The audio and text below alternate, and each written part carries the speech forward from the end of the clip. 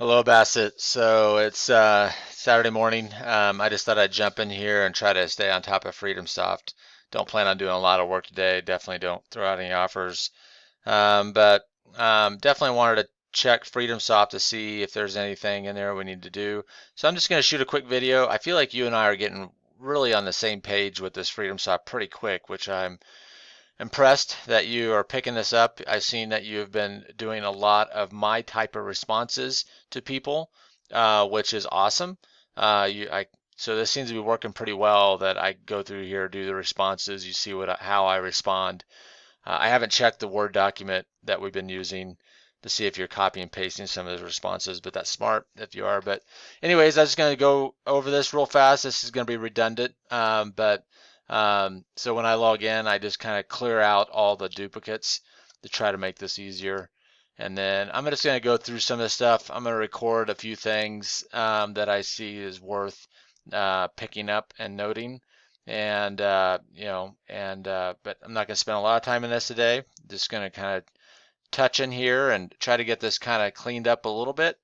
And but yeah, so really good week. So really happy with that week.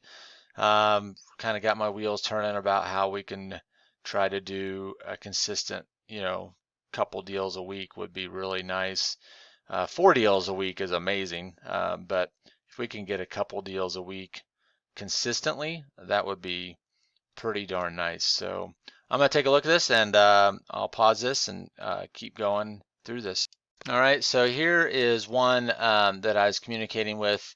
Um, I would leave this message up until we get a little bit more information. This guy has a 4-year, um, looks like he has a 4-year lease left with the tenant, which just won't work. So um, I went in and shot him over a quick question. This would be one that I typically handle, right? Because this is kind of just an odd question. But anyways, here is the next one. So this communication looks like it came to an end, so I just ended with thanks. Um, just so you can kind of see this strain. Let you know something comes up. You responded with this. That was perfect. I will most certainly bring you something. And then I just responded with thanks. We typically want to end the conversation with these people just to keep it friendly, let them know the real person. But this conversation's done, right? Um, there's nothing that we need to follow up on. She saved our information, so we can just go ahead and clear her out. This next one, this guy, so this is a perfect example of a real estate agent wanting to be our real estate agent. He wants to be what you do, right? He wants to go out and farm the MLS and find us deals and so on. And we started this conversation, and um, he got our email. He kind of went about it pretty smart, which he got as much information before he started to let us know what he's kind of thinking. How do you hear about me? You responded with that. Very good. I see you're looking for uh, things. He's starting to ask us questions. And then here we can quickly see he wanted to set up a 30-minute Zoom call and he doesn't have a property, right? And so I don't know if you responded with this. I think I responded with this. He wanted to set up a 30-minute Zoom call. He doesn't have any properties. He wants to be our real estate agent. So this right here was perfect. And letting him know, hey, I'm a real estate agent, just FYI. I'm just looking for off-market deals. Got it. Thanks. He's done. This conversation's done. So this is we don't need to do anything else with this. This guy kind of wasted our time. Um, so we, you know, we sent out a text that's very, very specific to what we're looking for, and he was trying to find, see if he could do business with us a different way, which is not what we're after. So I'm gonna go through a few more of these, and this one right here might be something. So I'll take a look at that. All right, so here is one that I've been meaning to talk to you about. So we're going to get a lot of this. These agents are going to want something in writing, guaranteeing that we'll pay them some sort of commission or a referral fee or something. So we'll get this a lot. So this, I'm going to kind of spend a little bit of time here talking about what the process of this looks like. It's pretty simple. So this guy looks like he has something over in Sterling. He says he has like 15 of them. I know of about 15. I don't know what that means. I'm wondering if he's got stuff on the MLS. We are looking for off-market deals, though, not MLS. I understand about the MLS. Sterling interests you. So he's still seems to be saying that there's 15 of these off-market deals, which is interesting.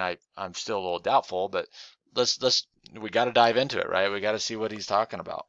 So here's the price range, and then he's saying this is the upswing, which seems also unrealistic. But again, let's continue to go down this road.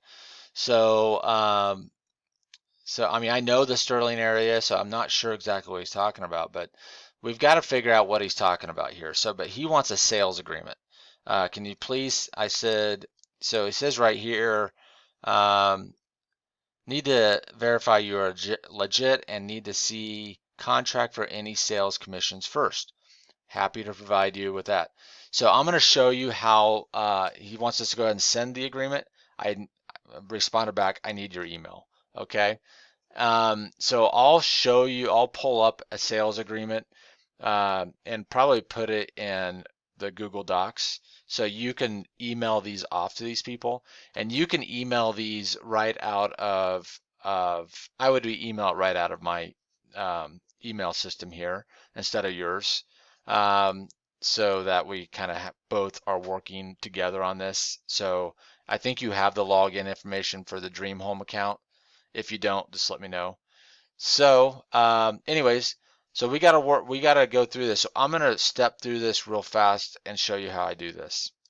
All right, Bassett, just finishing up this piece here about when they want to see some sort of agreement. So I'm going to email both of these agreements over. So the way I want you to handle that when you see this and you run across this when agents aren't willing to release um, property addresses until they have some sort of agreement is you first obviously need to get their email address. So that's what I say here. So if you want to copy and paste that, and also this response here when they start asking for some sort of agreement, happy to provide an agreement.